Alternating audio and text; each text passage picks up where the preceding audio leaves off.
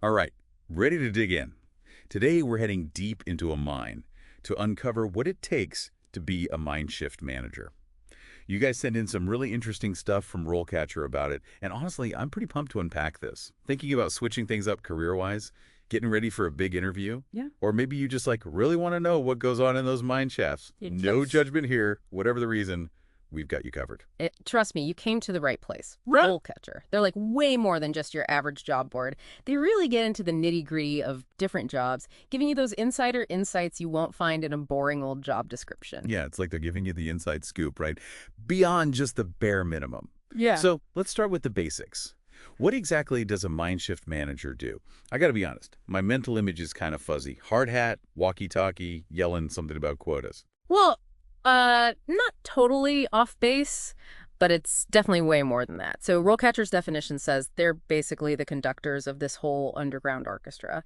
They're in charge of all the staff, managing the equipment, making sure they're hitting those production targets, and huge one here, making sure everyone's safe in a place that, let's be real, has some serious risks. Okay, conductor of an underground orchestra is way better than my yelling into the void scenario. Sounds like a huge responsibility, though. What does that actually look like day to day? See, that's what I love about RoleCatcher. They don't sugarcoat anything. Their career stages section, it's a goldmine. Like a brand new Mindshift manager, they might be all about equipment checks, making sure the work area is safe, maybe even supervising some blasting operations depending on the mine. So they don't just throw you to the wolves right away. There's actual, a path to move up. 100%. You climb that ladder, you might find yourself training the new folks on safety stuff, working with engineers on those extraction plans. Could even be managing budgets, negotiating contracts with suppliers. The further you go, the more strategic it gets, you know? And get this, that's where a business degree comes in handy. RoleCatcher actually mentions that. You know, that is interesting. Not the first thing I'd think of for a mining career, I gotta say. But yeah, when you think about the management side, the strategy, it makes sense. So you go from hands-on supervision to making those big picture decisions as you gain experience. Pretty cool. We got to address the elephant in the room, though, right? Mining. Not exactly a walk in the park. You got that right. It's a tough gig, mentally and physically. RoleCatcher doesn't shy away from that. Long hours, stressful situations, and of course you're working in a mine, so that comes with its own set of risks. It's got to take a special kind of person to really thrive in that environment. But RoleCatcher, they emphasize the rewards, too, and not just the money, though that's definitely there. Right. They talk about the feeling you get from solving these crazy complex problems, leading a team when things get intense, being part of something that's, well, essential, you know? Totally. We don't always think about it, but pretty much everything around us, it traces back to mining in some way. Okay, so someone's listening to this, they're hooked, they're thinking, all right, how do I become a mind shift manager? What's step one? So not a huge surprise here, but you usually need a strong technical background. RoleCatcher, they mention mining engineering a lot. That's a common route. But here's the interesting thing. They also talk about degrees like mechanical engineering, geology, even environmental science being valuable. Which, when you think about it, makes sense, right? You got to understand the machinery, the earth it's all happening in, the environmental impact. Exactly. And like we were saying earlier, the whole management and business side is only getting more important as you move up. They specifically mention things like resource allocation, budgeting, contract negotiation. Those are all super valuable. I'd imagine with how much tech is showing up in the industry, those skills are probably pretty high on the list, too. 100%. They've got this skills and technology section, and they talk about how Mindshift managers, they're working with some really advanced software now. Ventilation control, data coming in from all these sensors in the mine, even stuff for autonomous drilling rigs. It's kind of wild how tech is changing the game, even for industries like mining that have been around forever. But no matter how tech savvy you are, at some point, there's probably going to be an interview panel staring you down. Yeah. And that can be a little scary, even for someone who's been doing this a while. Oh, tell me about it. I remember when I was... Ooh. Do you have a good interview story?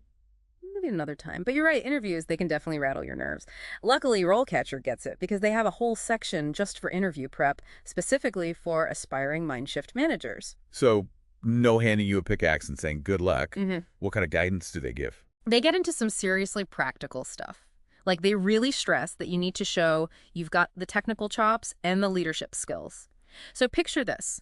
They might ask you to break down like a whole ventilation system, or maybe talk about a time you had to make a tough call under pressure. They want that balance. Yeah. Right? The hard skills and the soft skills, the leadership, the quick thinking. Exactly. They even give you some sample interview questions. One that stuck with me was, okay, imagine this. Someone on your team, they just keep ignoring safety protocols. You've warned them a bunch of times. What do you do? Ooh, yeah, that's a tough one. You really have to know your stuff, but also how to handle people, how to keep everyone safe. Right. And they don't shy away from those behavioral questions either. The tell me about a time you had to motivate your team or how do you deal with conflict kind of It's stuff. like they're trying to get into your head a little bit, see how you handle those curveballs, which, let's be real, in a mine, Yeah, those are going to happen. for sure. And honestly, I think that's good advice for anyone, no matter what kind of job you're after. Knowing how to get your point across, solve problems when things get crazy, being a strong leader, that stuff matters everywhere. So true. We can get so focused on the specifics of a job that we forget about those core skills, the things that make you successful no matter what. Totally. And it's something RoleCatcher really seems to get based on all the stuff they're putting out there. Man, this whole deep dive has been eye-opening. I feel like I have a way better understanding of what mind shift managers deal with, the challenges, the skills, everything. That whole thing about tech changing the game and how those management and leadership skills are becoming even more important, that really got me thinking. Me too. And it gets you thinking about where this is all headed. What will a mind shift manager's job look like in a decade or two? Will we have all these automated minds, maybe even controlled remotely? And what does that mean for the skills and training people will need? Now, that is a good question, and it just goes to show no matter what you do or want to do, you got to stay curious, stay adaptable. All right, so for anyone listening who's suddenly feeling that mining itch or just wants to see what RoleCatcher's all about, we'll drop a link in the show notes. They've got a ton of resources, and not just for future Mindship managers, but all kinds of careers. Who knows, maybe our next deep dive will uncover your dream job. Until then, stay curious out there.